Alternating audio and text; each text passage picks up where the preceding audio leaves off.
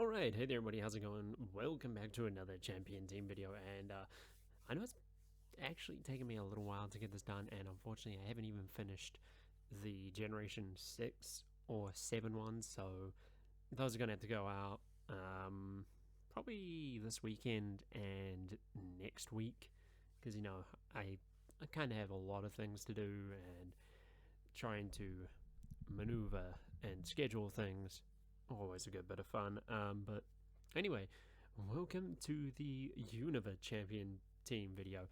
And the funny thing is, this is the one I actually played the least time-wise. Like, and it's actually the one I got, if I remember correctly. Yeah, I got it a while after it was released because I played, I think it was White 2? Yeah, I think it was White too.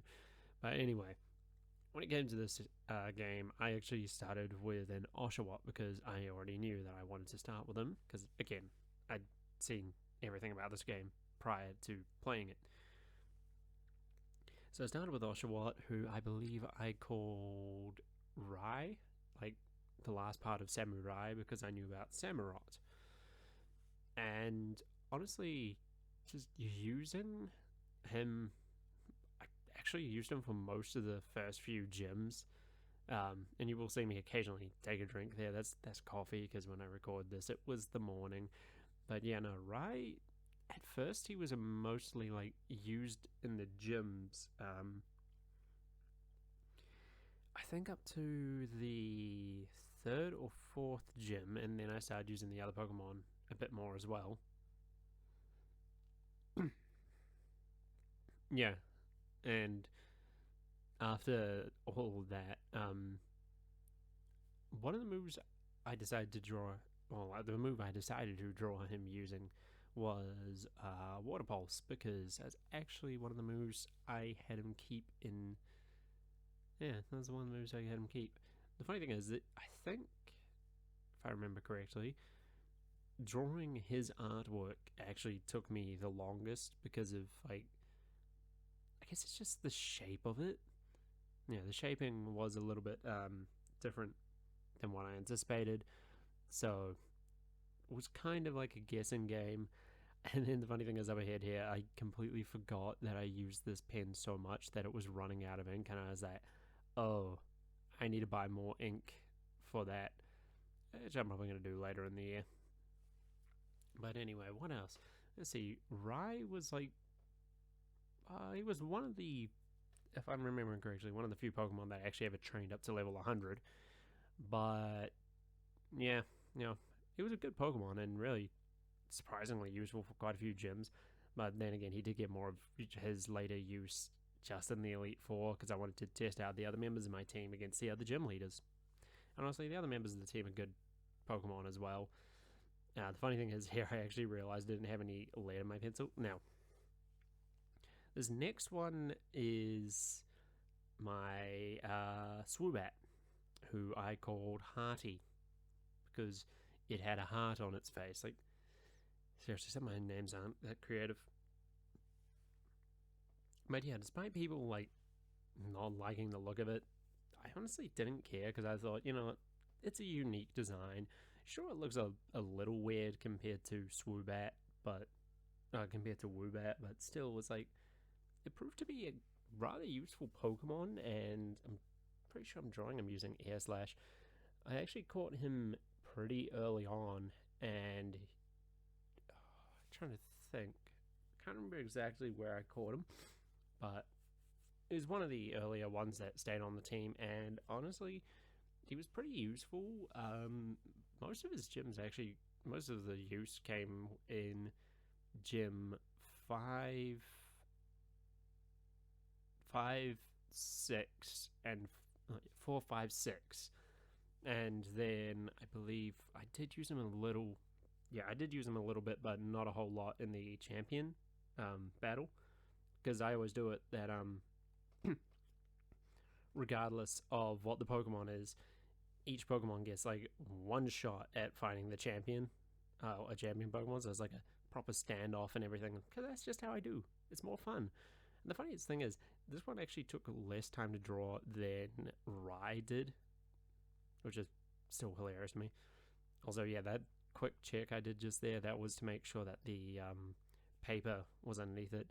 Next up is my crocodile, who I named Crook. Yeah, I mean, it's kind of obvious why I named him that, considering what we know about him from his Pokédex entries. But yeah, Crook was one that I actually caught. I think I actually, yeah, in the desert area. Like, I knew I wanted his final evolution on my team, so I actually actively searched for it.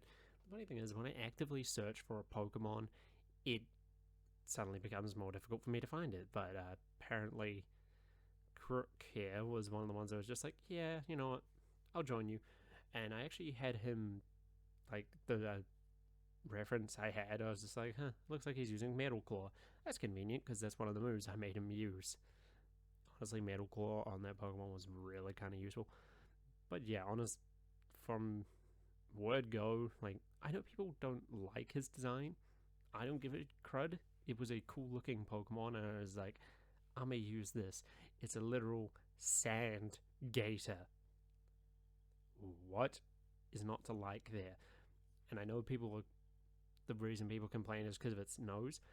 A, that's only something people notice after you point it out. And B, you have to have a dirty mind to point out something like that. I'm just saying. But yeah, no, Crook was really a good Pokemon. I had him actually not as many ground type moves. I mean, I made him learn Earthquake because, you know, kind of a useful ground type move. But for the most part, he knew Metal Claw, Thief. That was a pretty...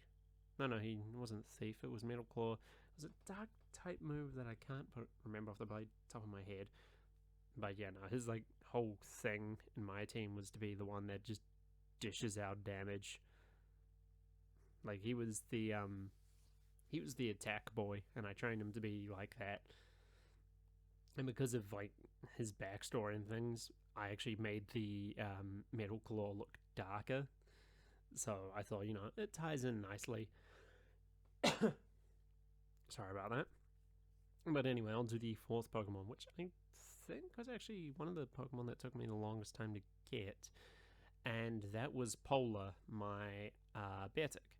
Yes, I called it Polar, and yes, it is a reference to Crash Bandicoot. Why? Because I love that game, and when I saw it as Cubchoo, I was just like, I'm calling this thing Polar. I mean, can you blame me? Like, honestly, Cubchoo is friggin' adorable. But yeah, Polar was actually a really interesting Pokemon. I drew him here using Ice Beam because, you know, one of the signature moves I usually teach an Ice type. That's how I do. But, most of Polar's use actually was in the later gyms because for the longest time I just wanted to strengthen him up. Jeez, it's only 10:40. Where's my English today?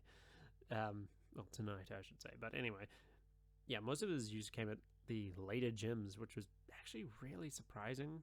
I definitely used him a fair bit in the Elite Four too. It's just like selective use because him just being Ice type, he'd be bodied by a fighting type.